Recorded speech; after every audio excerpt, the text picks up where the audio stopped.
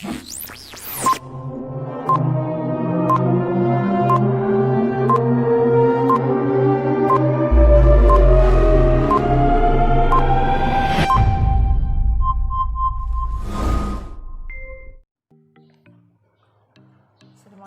dan selamat petang.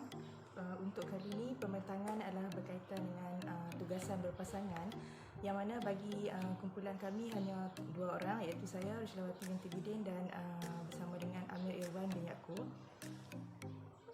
Pembentangan video kali ini akan membincangkan berkaitan dengan kepimpinan, yang mana pemimpin yang dipilih adalah Encik Muhammad Akmal bin Kamil yang bertugas sebagai penolong ketua pusat di Pusat Pengembangan Aquaculture Jitra.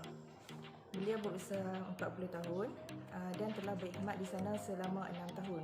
Sebelum bertugas di PPA Jitra, beliau bertugas di Pejabat Perikanan Negeri Perlis selama 7 tahun, Pusat Perikanan Daerah Macang selama 2 tahun dan kembali ke PPA Jitra selama 6 tahun. Kenapa kami memilih beliau sebagai pemimpin yang boleh dijadikan contoh? Kerana kalau kita tengok konsep kepimpinan sendiri adalah satu proses untuk menggerakkan sekumpulan manusia dalam organisasi untuk mencapai kepada satu matlamat yang telah ditetapkan dan tanpa melalui dorongan yang bersifat kepada memaksa.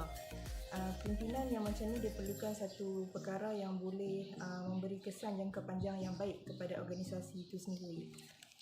Beliau pun kalau kita tengok lebih kepada memahami selok-belok organisasi berdasarkan pengalaman yang telah lama dalam bidang perikanan, dan beliau tahu macam mana untuk menguruskan berkaitan dengan pekerja, praktikal di lapangan dan mentadbir urusan-urusan pejabat di organisasi.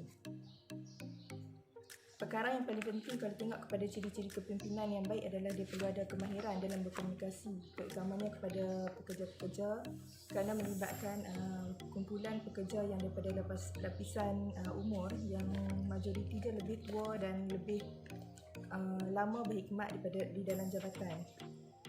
Selain itu dia perlu ada disiplin dan integriti yang tinggi, mempunyai ketegasan dalam membuat keputusan, dan keputusan yang dibuat adalah perkara-perkara yang boleh diterima baik dan diikuti oleh semua staf yang lain.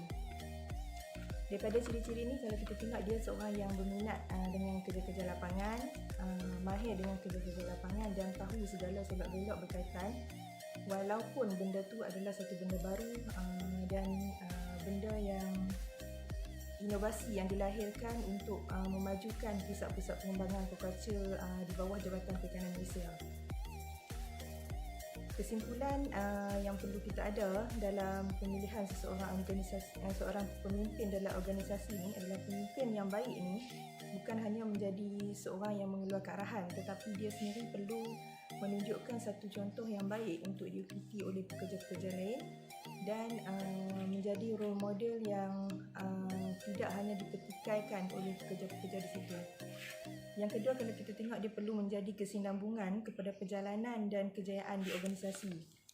Bila dia menunjukkan contoh yang baik, organisasi akan berjalan dengan sebaiknya dan perkara ni akan menunjukkan satu kejayaan kepada organisasi tanpa dipandang negatif oleh pihak luar, terutamanya pihak-pihak yang melibatkan golongan swasta dan masyarakat. Yang selanjutnya kita tengok dalam kepimpinan yang baik ini, kita kena tengok kepada sikap komunikasi antara dia dengan staf. Kalau dia berkomunikasi dengan baik, staf suka, staf tak mempertikaikan segala keputusan dia boleh lebih untuk berada lama di satu organisasi dengan cara menjiwai dan memahami keadaan-keadaan staf di situ. Jadi seeloknya dengan cara macam tu, seorang pemimpin yang baik ini dia kena sama-sama melakukan apa yang telah ditetapkan organisasi untuk mencapai matlamat yang sebaiknya. Sekian, terima kasih. Assalamualaikum warahmatullahi wabarakatuh dan selamat sejahtera. Saya Amir Irwan bin Yaakob, 259806. Hari ini saya akan terangkan mengenai ciri-ciri kepimpinan dan juga implikasi daripada ciri-ciri kepimpinan yang dimiliki oleh Encik Akmal bin M. Kamil Seperti yang kita ketahui bahawa Encik Akmal bin M. Kamil ni merupakan seorang penolong ketua pusat di Pusat Pengembangan Aquaculture Jitra. Jadi saya akan terangkan lebih lanjut mengenai ciri-ciri kepimpinan beliau dan juga implikasi kepada organisasi. Saksikan. Okey, ciri kepimpinan yang ada pada beliau ialah kemahiran advokasi. Beliau seorang yang mahir dalam berkongsi di dalam urusan pentadbiran dan segala hal yang berkaitan dengan penugasan di tempat kerja. Ya. Setiap kali mesyuarat, ya, segala persoalan dapat dijawab oleh Encik Akmal. Malah beliau fasih berbahasa Inggeris dan juga bahasa Melayu, dan beliau juga bijak berkongsi dengan agensi luar, ya, berkaitan kerjasama tugas. Seterusnya adalah disiplin dan integriti. Beliau seorang jujur dalam kerja, malah amat berintegriti. Ya, beliau tidak pernah sama sekali curi tulang berkaitan kerja. Ya, malah sentiasa menepati masa dalam pekerjaan. Satu sifat yang harus dipuji. Hubungan dengan pekerja, beliau mempunyai hubungan yang cukup baik, ya, dan terutama sekali, ya, mengenai kebajikan pekerja. Ya, beliau bukan bersifat autokratik, ya, malah beliau bersifat terbuka dalam karier beliau. Selain itu juga Encik Akmal ni beliau mempunyai sifat bimbingan. Ya, beliau akan membimbing, ya, mana-mana pekerja yang mempunyai masalah dalam penugasan, ya, supaya tekanan kerja dapat dikurangkan. Beliau juga sentiasa melatih pekerja, ya, mengenai sesuatu tugas. Selain itu juga beliau seorang yang tegas. Itu salah satu sifat beliau lah, ya. Beliau tegas dalam pekerjaan. Ketegasan beliau bertepatan, ya, dengan soal kerja, kerana beliau mahukan hasil kerja yang berkualiti, bukannya kuantiti. Selain itu beliau juga mempunyai kemahiran kognitif, ya. Beliau mempunyai latar belakang yang bagus dari segi akademik, ya, dan juga pengalaman yang dapat membantu meningkatkan produktiviti organisasi yang beliau pimpin. Ya, akhir sekali moraliti. Beliau seorang yang baik hati, ya, mempunyai kepribadian yang baik dalam pekerjaan, yang dapat dijadikan sebagai role model kepada pekerja ataupun staf di tempat beliau kerja. Seterusnya adalah implikasi kepada organisasi.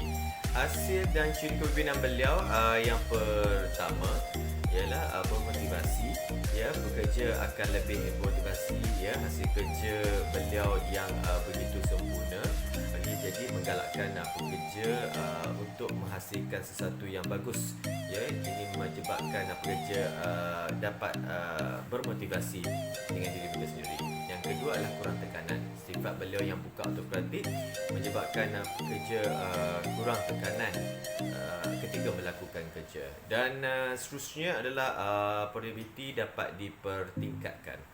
Produktiviti dapat dipertingkatkan dengan kemahiran kognitif, dan sifat bimbingan beliau membantu dalam meningkatkan produktiviti. Selain itu semangat, ya, semangat beliau dalam pekerjaan menggalakkan pekerja yang lain juga untuk bersemangat di dalam melakukan setiap kali tugasan.